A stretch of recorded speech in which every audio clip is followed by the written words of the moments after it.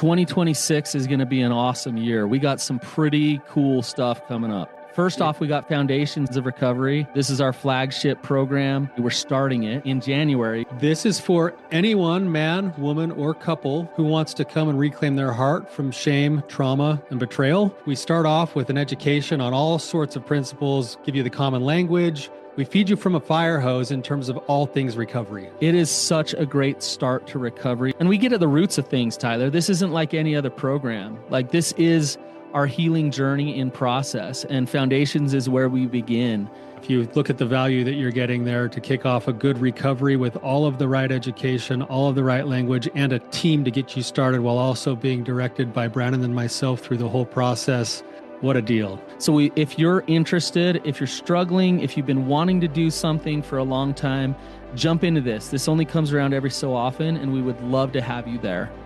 Click the link in the description to sign up for it. And to make it even sweeter, we're also including a raffle for a free pass to the Radiant Dawn retreat. Anyone who signs up for Foundations will be added to the raffle for that free Radiant Dawn pass. If you're a man and you sign up for Foundations, your name still gets entered, and you can give that pass away if you win it to any woman that you want to.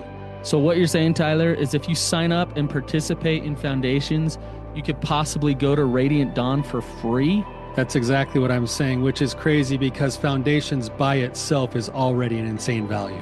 Man, I sound so salesy. But it actually is awesome. So come to Foundations. And even if you don't come to Foundations, sign up for Radiant Dawn. It's beyond therapy, the best healing experiences that you can have. Click the link below and come join us. Is my partner using therapy against me?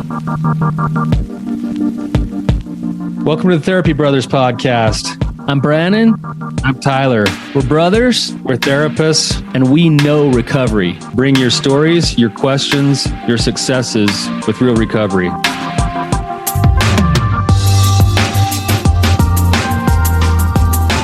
Hey, Tyler, you ready to have some hard conversations? Let's do it. Let the Therapy Brothers podcast begin. Brannon, how's it going, man? It's going well. It's our holiday today. Your holiday? It's our holiday. Oh my gosh. Oh, dude. Brannon. You're lucky. You got a green shirt on, man. I don't know if it's actually green, but it's maybe the color on the computer's off, but oh man, we have this, I totally bombed it, Brannon. It is St. Patrick's Day today, which of course our last namesake is a big holiday for the Patricks. Oh yeah, you don't mess around. You don't mess around on St. Patrick's Day. Hey, you still got time. Don't you didn't bomb nothing. You still got time. we have a tradition somehow at our house where a tradition that we never should have started, but no, I think mom and dad started it, and it was the kind of thing where like they somehow Lucky the Leprechaun would make a drop at the front door, and it would just be a whole thing of like everything green. Yeah. Right. Like so potato chips in green packaging, Apple Jacks, Pringles. I mean, you got your like classics. Yeah. The sour cream and onion Pringles, Apple Jacks. Yeah. Those ones always made an appearance. Yeah. There'd always be some kind of fruit like a green apple or something in there for the healthy conscious. There's like one little healthy thing and then just sugar. Just like straight junk. Because that's what our kids need is another holiday with a load of sugar on the porch. Yeah. But it's not us. It's Lucky. I mean, what do we do? It's Lucky the Leprechaun. Hey, Lucky dropped it. Yeah. Like we can't help us. I mean, our last name's Patrick. Oh. You know what's so funny about that too, Brannon, is that in our history, our name was actually changed. So we don't really have any Irish in us at all. Hey, I'm claiming it now, though. We're third generation. Yeah. We're third generation Patrick. This is our holiday. Yeah. Yeah. Well, Lucky will make a late appearance today, probably, even though I've got kids that are too old now anyway. But I'm going out on the yard today and rolling in the clover. Oh, man. Anyways, yeah, I left no doubt today. I'm green head to toe. I'm not getting pinched. I refuse to get pinched. Good for you, man. Yeah.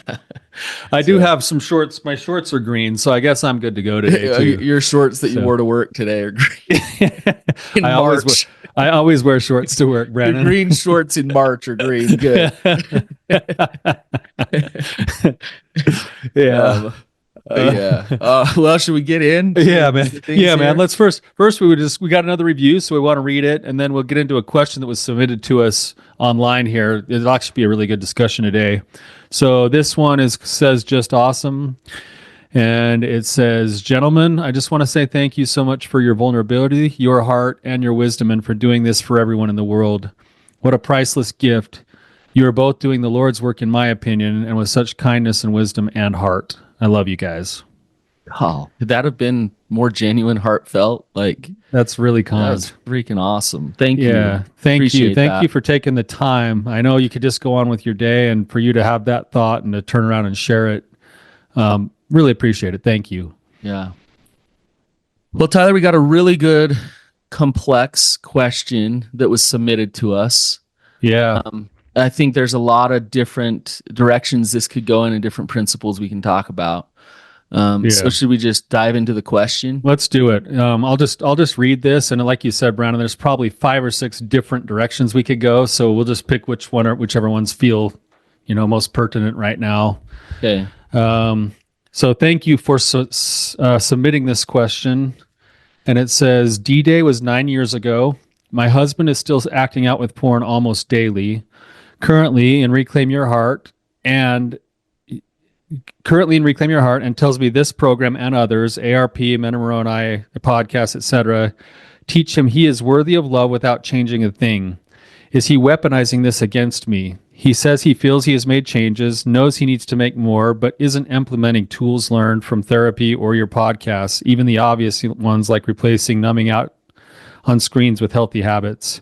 He tells me he's entitled to sexual experiences, and if I'm not willing right now, and he doesn't want to have an affair, porn is the only option. He's looking to me for affection and love to help him over this and his negative feelings, but I don't know how or want to be supportive and loving anymore. If he hasn't made significant changes after 9 years, then is there really any hope? Addiction there before we got married, strip clubs, acting out, etc. Until now, been married 29 years. Okay. So again, that's a pretty heavy situation. Oh yeah, heavy situation. Sounds like she doesn't want divorce. But she will definitely want some change. At the same time. And again, as we break this down, Tyler and I don't have all the pieces to the puzzle here. We have this question, and first thing that I would do is start to really dig in and assess like what's going on with them as a couple and what's going on with them individually, and what's really happening here. Because a lot of different things could be happening, right? Oh, yeah. There's surely a lot of things happening here. I think, the fact that this has been a 9-year process, and if this is the current state, there's likely a couple of things possibly happening here. One is that she is feeling stuck. Like she doesn't really want to leave, but she sees the writing on the wall that there's no recovery happening here. If he's saying the things that he's saying, he is starting to use the things he's learning as a way of keeping himself stuck and playing small rather than actually getting into recovery. Well, maybe. I mean, and again, like we don't know what we don't know. Like she might be thinking that he's acting out and he's not. But so he's kind of she says he's still acting out with porn almost daily. Oh, okay. I mean, it seems like he's acting out, if that's what she's saying. But sometimes I've worked with partners where they think their partner is not safe just because they have sexuality. And so they want that to be gone in order for them to be a safe partner. And that's not a reality. And so sometimes it's good for the person to say, hey, like, this is who I am. Like, I'm going to be honest with you about that. But if he's acting out with porn daily, I mean, yeah. Yeah, I think what's happening here, and this is actually pretty common, and again, we're reading between the lines. We don't know for sure. But, and this is maybe something we should do with this, Brannon, is we should break down some of the principles of truth that we stand by and what we talk about with recovery. And then we should talk about how those get misconstrued or twisted up into the forms of denial that keep people stuck. Okay.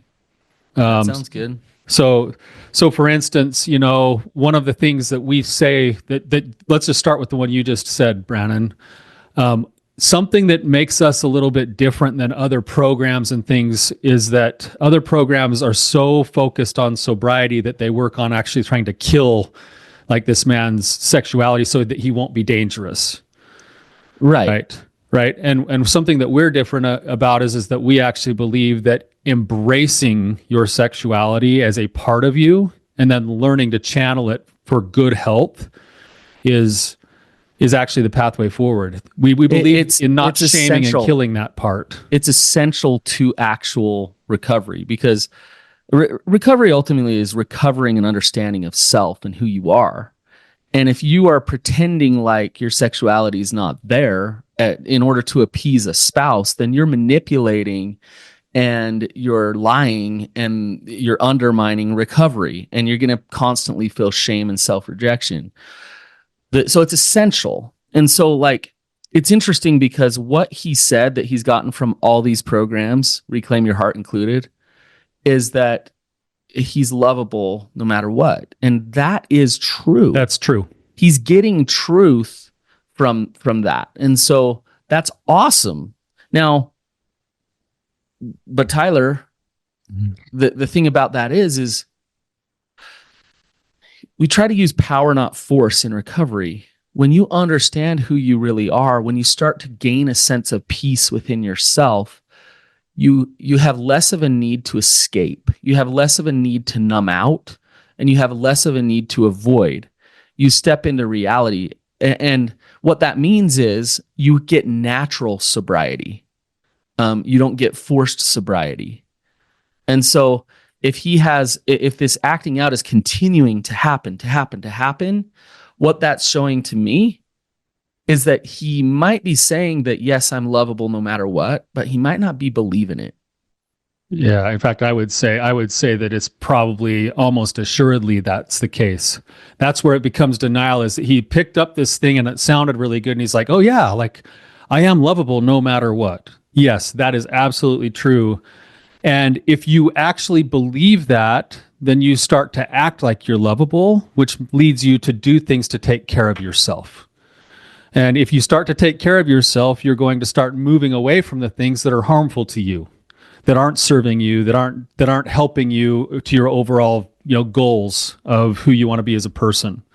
And so if he's saying, yeah, I'm lovable no matter what, let's dial up the next porn, either there's a values issue between the couple where he's saying porn is me taking care of myself, or he's lying and he actually doesn't really believe in his own lovability, and he's continuing to reinforce the things that will reinforce his unlovability. So we need to break those two down, because I like what you just said, because it could be one or the other.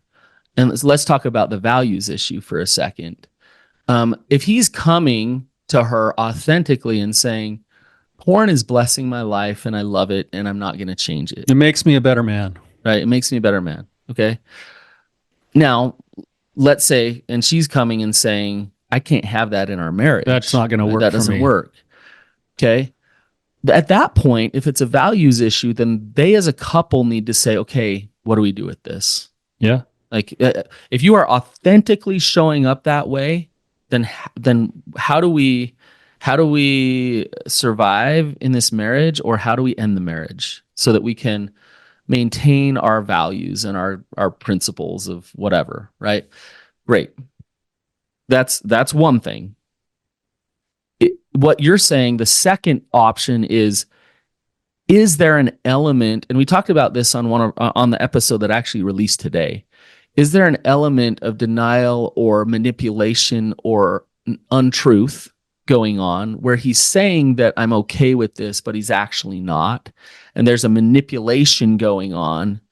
And And if there's that going on, then it will definitely continue to do damage to the relationship, right?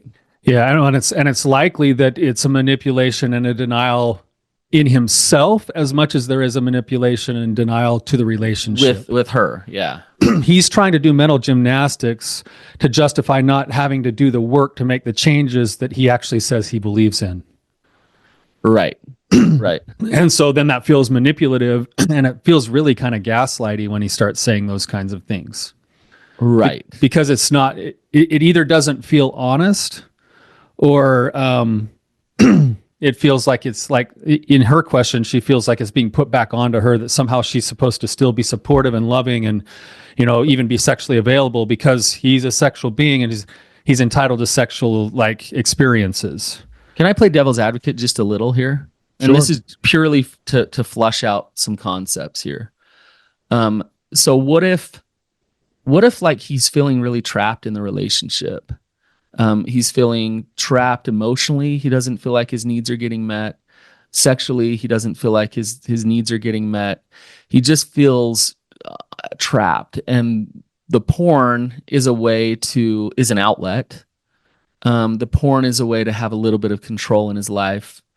And if she's overbearing, if she's like coming at him saying, you better change, that pushes him even more to be like, nope, I'm going to cling to this thing because I feel so stuck with you. I feel like there's nothing else I can do.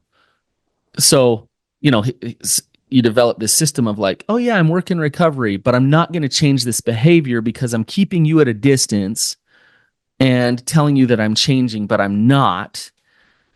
There's a right way to handle this that's way different than this system.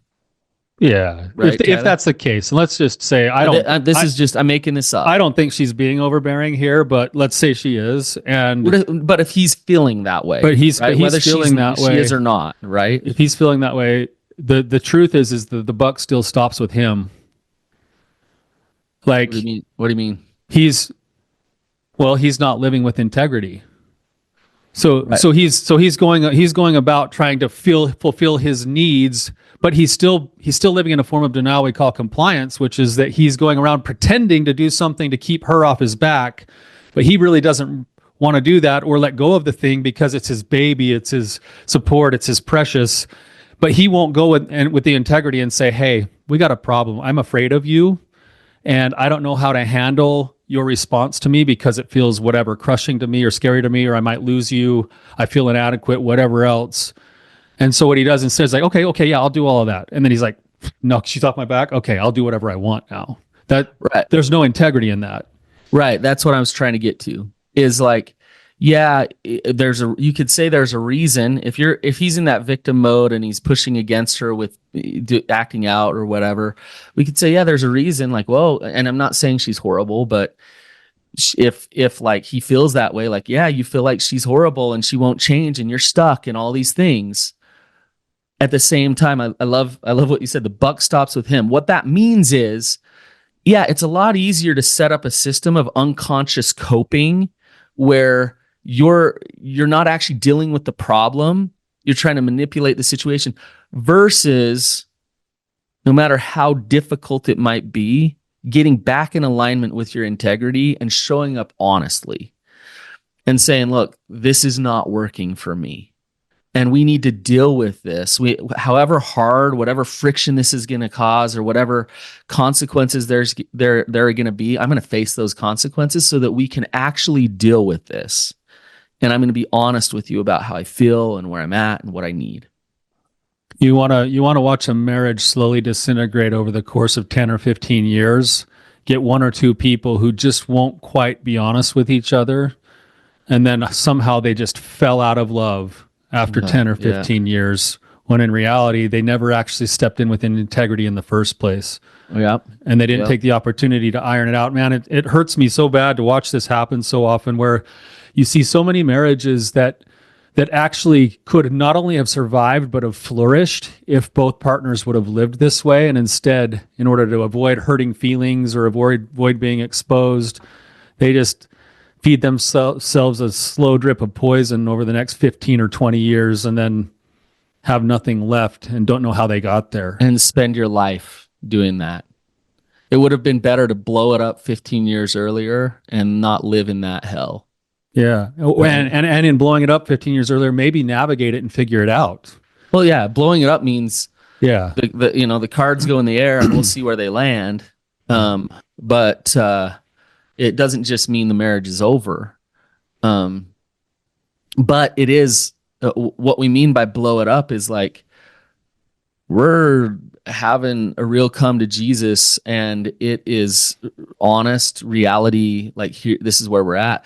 It's interesting, Tyler. We're talking about him and this scenario I made up about him instead of acting out passively in order to get his needs met, to be honest and open.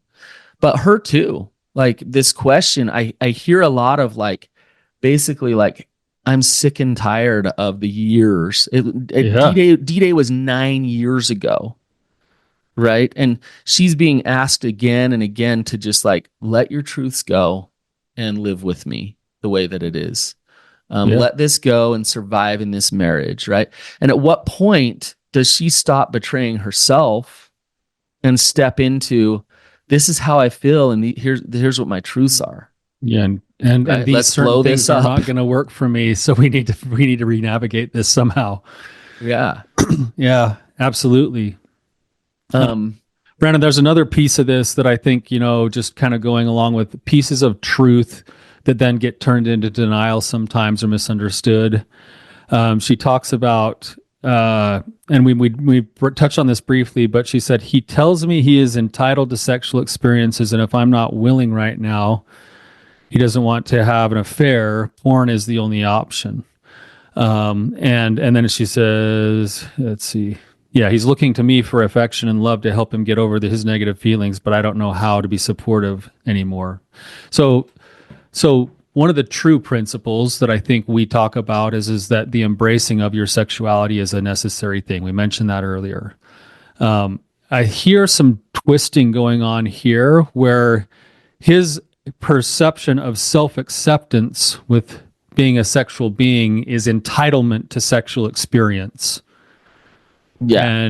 And I don't purport that, actually. Like, yeah. I believe that healthy sexual experience includes certain other conditions that make it healthy.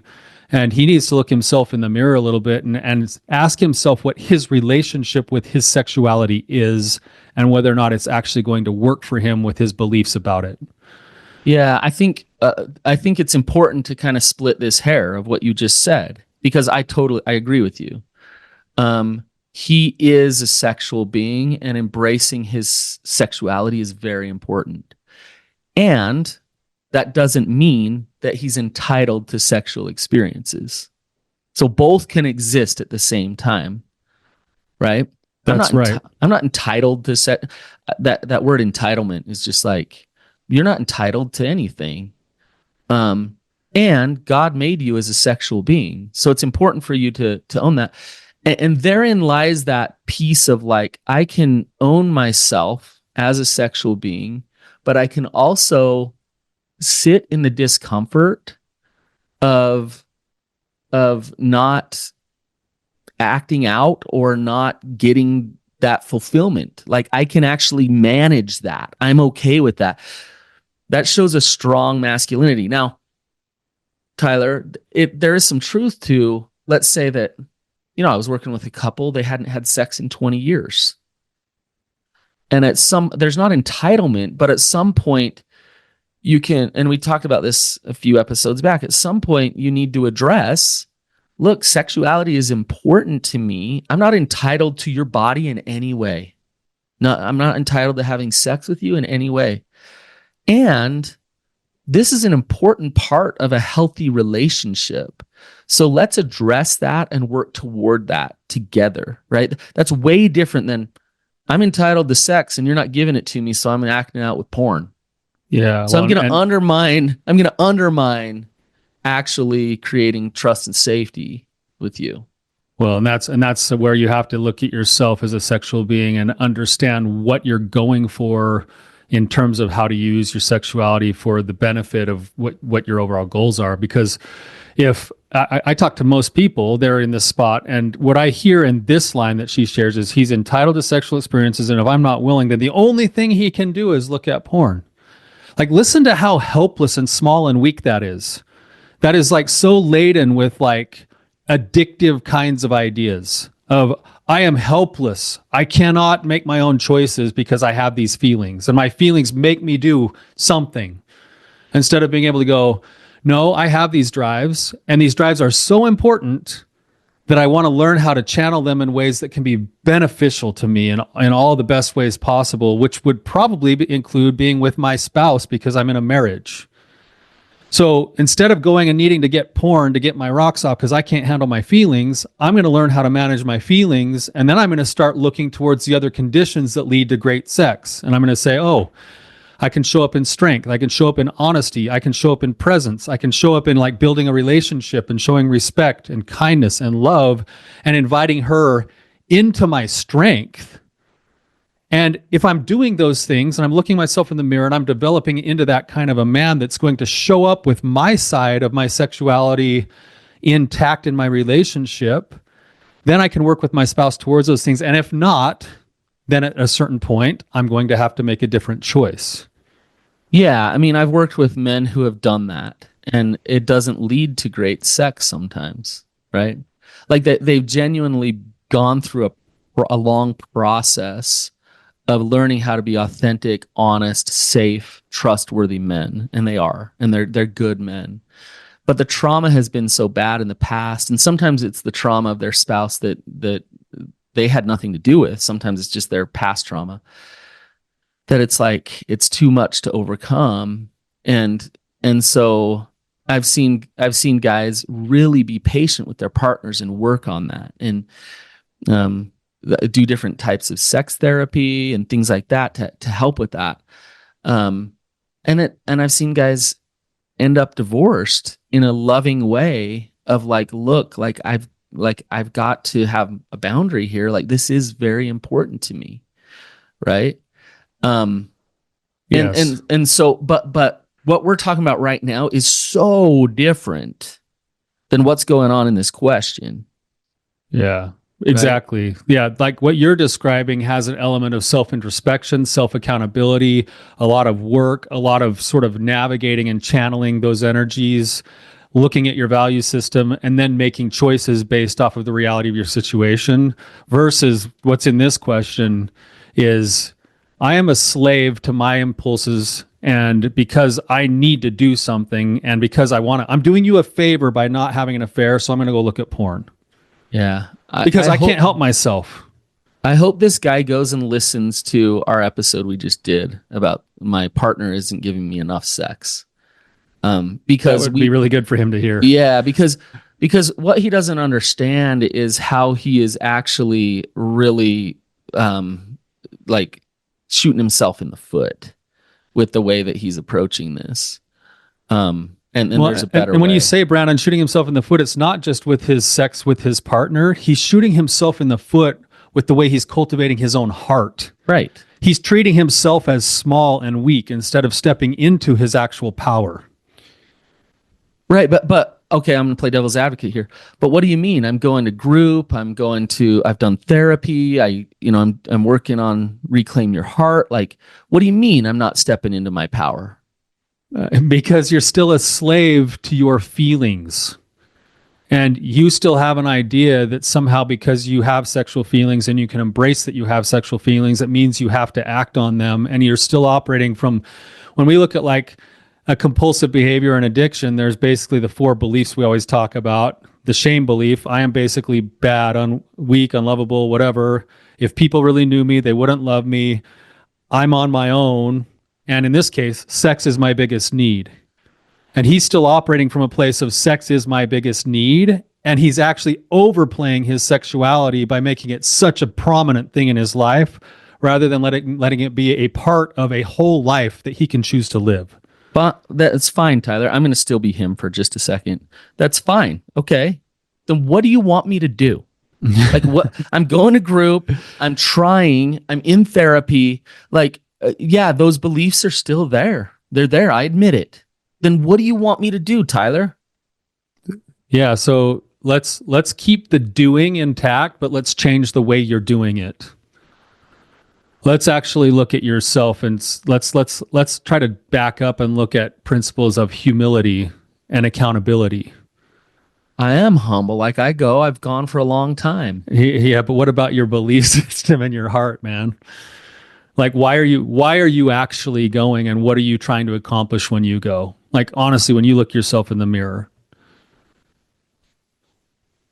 Yeah, I mean, he wouldn't say this, but I'm trying to get my wife to see that I'm good, right? Yeah. Yeah, I'm trying. I'm trying to make my wife feel better about us. But haven't really done the deep work to look into myself and say, why am I doing this? Why does this feel so big to me? Is it really serving me? What are my values? That's the work he's got to do. And I love we just got a chat over here from Skylar that says sometimes being deep in therapy and group can be a mask we hide behind. Mm-hmm. And that's what you're doing right now, bud. Is you're kind of hiding behind the doing of everything without actually putting your heart into it. Yep. Yep. That's it, Tyler. As long as he's over attached to her with his motives, like to separate that out and really find his heart. There's a reason why we call it Reclaim Your Heart.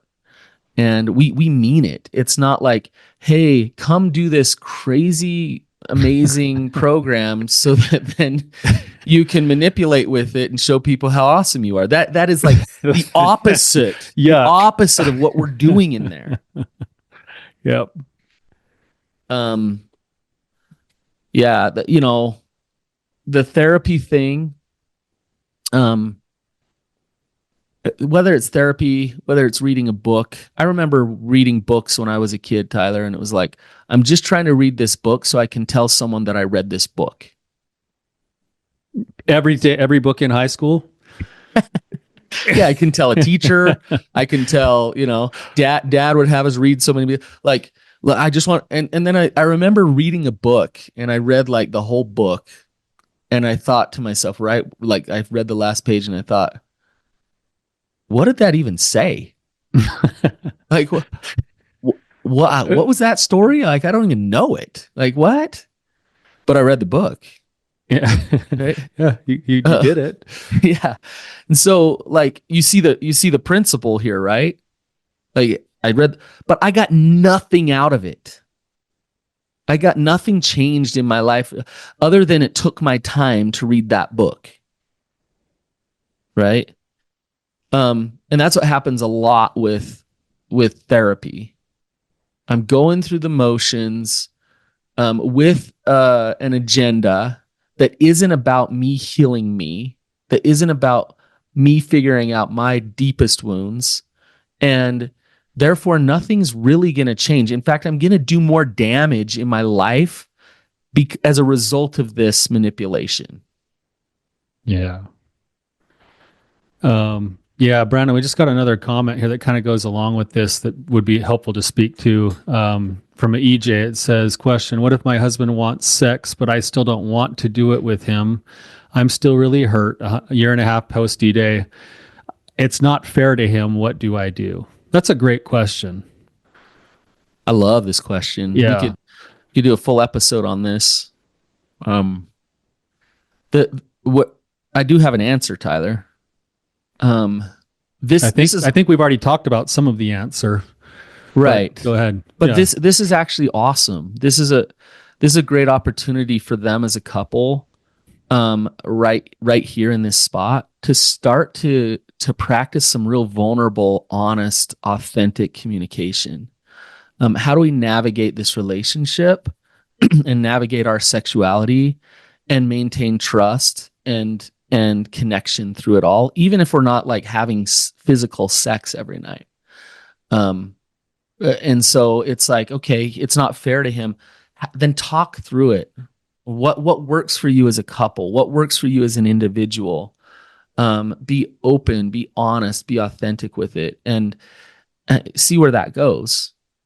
I'd just add to that, Brannon, that even just in the question that was submitted here, the self-awareness of realizing I of myself am not ready to lean in certain ways yet because I'm still hurting and I'm still working and I'm still navigating things. There would have to be another side of this, which is I sense and feel that there's shifting and changing in him too. And if that's happening, I'm realizing that I would, if I was in the right spot, I would want to lean in. I'm just not ready yet. So now what she's got here is I get a chance to go and be honest and empathetic at the same time. Hey, this is where I'm at. This is what I'm seeing. I'm really grateful for the work that you're doing, and my heart is still not quite there yet. Please be patient with me. I see you. I know this is hard. In some ways, I would say a year and a half is typically like you're fairly normal. Yeah, I'd say that's pretty normal, and I don't think you're being necessarily unfair. But you can go and say, I realize that this must be hard for you. But and if you're going Right. and saying, please be patient with me, then that means that you're committing to self-reflect and say, okay, what do I need to work on? What do I need to let go of? If he's showing signs of recovery, like actual real shifts and signs of recovery, and a lot of times the partner's like, well, why should I have to work on me? And this is the part where we get stuck a lot of times, but it doesn't sound like EJ is this type of person. Where it's like, okay, like what do I need to let go of? What therapy do I need to do? What energy work do I need to do? What daily self-care do I need to do? What trauma What work wounds do I need to heal? Yeah. And so that I can be a more like connected, intimate partner. I worked with a couple years ago, and it was awesome because I worked with them a little bit, didn't see them for a while, and she came in like 3 years later, and she's like, my husband's awesome. Like, he's amazing. He's like just working recovery, and he's just so grounded and just a good man. And I don't want to have sex with him. And she's like, and I want to figure this out. I want to figure out why I can't let this go. And we did some pretty like amazing EMDR sessions. I think we did like 3 or 4. And just that alone changed everything for her. Everything shifted. So, but she was willing to look at herself, do her own trauma. And a lot of the trauma that came up in those EMDR sessions had nothing to do with him, like zero. Her all kinds of stuff about her dad and came up and like all kinds of stuff. But she was able to let go a little bit and step into a trusting relationship. So yeah, communication together, understanding the process, being willing to do your own individual work, and then being willing to let go and surrender some things. Yeah, I would say, just with the caveat again, Brannon, that, this question from EJ sounds like it's a different kind of situation than the question we started with today. And if your partner or husband was in this stage of, I have to have sex in order to be okay and I'm entitled to it. We're talking about two very opposite. Don't lean yourself in there. Very opposite situations. Yeah. That's because you want to lean in as things start to feel safe, secure, respectful. So if that's the situation you're seeing, you're like, okay, my partner's working hard and I'm just not quite there yet. Meet yourself with grace and compassion first. Be honest and empathetic in your relationship with your husband, and then continue to cultivate your own heart in whatever your heart needs for the continued journey of healing. And it'll take care of itself if you'll kind of follow those things. Yeah. And when you go ask for them to be patient with you, like, be patient with yourself and honor yourself through the process of your own healing. When you do that, you're more likely to then want to be vulnerable and connect with someone else. What you don't want to do is be forced and nudged into something that you don't want to do, which will then just push you back further with your own recovery. That's right. You want to make sure you're staying with your own values. And you kind of will sense, like, even taking the courage to take the next step forward, it's got a different energy to it. You'll still have some fear, trepidation, but you'll kind of know it's the right step forward, rather than just like always operating from a place of shut down, fear, walls up, that kind of stuff. Right. So, Right. Again, two very different questions. yeah. Um, yeah. What if I'm never ready? I like his friendship and who he is. My body doesn't feel any energy with him. Yeah, and again, this we could do a whole other episode on this. I would say maybe you need to do some of your own individual work with your body and sexuality and figuring that out for you, just to awaken it. I would guess that your sexuality is there. It's in you. It's somewhere, but it might be buried under a lot of things, from betrayal trauma to busyness with the kids or whatever it is, right? Core beliefs. Yeah, core beliefs. And for you to stop and say, look, I'm going to make this a priority to discover myself and my sexuality and who I am. And then that will hopefully awaken something inside of you to want to connect with a partner. And maybe not, but it might take a little bit of work to get out from under all those things. Yeah, and I maybe just also say that it's very, very common. Brannon, I'm sure you run into this a lot, that after some kind of big broken trust or betrayal, a lot of times one or partner or the other will say, I don't think I can ever be attracted to this person again. I don't know if I can ever love them again. I don't know.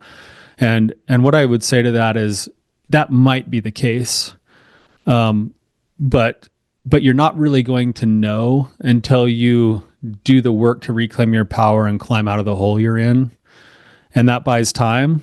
I mean, if I would have gone like 2 weeks or 2 months or three or 4 months after my own D-Day with my wife, she thought she could never love me again or never be attracted to me again. But over time, and with a lot of work on both sides, I think she's probably more attracted to me now than she's ever been, which is weird because I'm getting older. But oh, dude, you're hot, man. yeah. So that is a possibility that just because it's feeling this way right now, with continued work, it may stay that way. And if it does, you'll make your choices. And if it doesn't, but it'll also have the potential to change when the conditions change, because attraction is connected to lots of other things besides just the physical. Yeah. And then there is that something that's really hard is when you just are not attracted to your partner. Yeah. And then you have to navigate that. You got to figure that out and work on that. So it's not just about your own sexuality, but it is like, hey, like, what do we do to try to kindle something, find some attraction and work on that, which can be really hard. And it's good to work with a therapist on that. Tyler, I think, all your recovery work and everything, it helped with your wife's attraction to you, but I think it was the work you got done on your teeth that did it. Hey, shout out to cousin Jeff on that again. He's did me a huge solid on that. Yeah. So it's funny, Brannon, just a quick story on that. It's so funny. We had some friends over that my wife works with from her work. They came over and we played games and had dinner a couple of weeks ago. And then they were back at work with like all the clients. My wife works at a rehab center, and the clients were like, "Oh, you went up to," her name's Violet or Rhiannon, but we went up to Violet's house this weekend. Oh, like what was her family like? And one of the other workers said, yeah, just a prototypical thing. They seem to have everything. Her husband has like way too wide of a smile, and like like, and the funny thing is on a video like this, they like pop, they like bling. So yeah. But no, yeah, I know we're out of time, Brannon, but I want to come back to the question, because I got really pretty heated towards the husband in this, but the question was coming from a wife. And maybe just, Brannon, any last words for her in the situation that she's in right now? Well, I would just reiterate what we said at the very beginning. Some of the stuff that I've said or Tyler has said has maybe been triggering, or you felt misunderstood, or and the truth is like we're not misunderstanding you. We don't have all the information, and so we've tried to talk about principles all around that question, and just kind of shotgun approach it in order to figure out and help with what's going on. And so please don't take personal any of our feedback. We've just tried to pull out principles with it. The thing that I would say is for you to really check in with yourself. And I say this all the time, but start to work in interdependent recovery. um, step into your own personal power, move forward regardless of his lack of moving forward. He might kick and scream and amp things up and make it even more difficult. And when I say move forward, that doesn't mean get more controlling, more fear-based, no, it means you start loving yourself. Live your values. You start showing up authentic. You have those healthy boundaries. You take care of yourself. And he's either going to love you and choose you or he's not. And if he doesn't, that's his bad. But you want to get in that place of like, I'm good, I'm lovable, I'm moving forward, and surrender his recovery over and make it about you right now. She asked the question after 9 years, is there really any hope? And my answer to that is there is always hope. I don't know if there's hope in a marriage being reconciled unless there's changes there, but there's hope for you absolutely. You don't know the outcome. Because whatever you do, when you work on reclaiming your own heart and living from your own power and finding your own peace, you will make the right decisions that will lead to a life of vibrance and happiness. I don't know what the outcomes will be, but there is absolutely hope for you. So thank you for the question. Thank you to those of you who threw in some chat in the chat today. We love that. And we love having you here with us. And until next time, keep on keeping on.